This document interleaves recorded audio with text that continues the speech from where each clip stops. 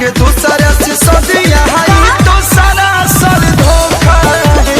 हमारा से प्यार को के दूसरा से सदिया तो सरासर धोखा है। ये तुम बहुत गलत कर रही हो। पहल का बतिया भूल जाओ।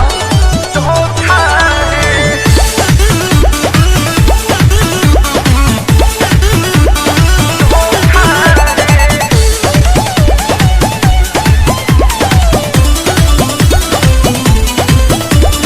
तू हो निकम में काम नहीं कुछ ऊपर का ये न जिनियर है। अच्छा। शादी होखेगा वो करे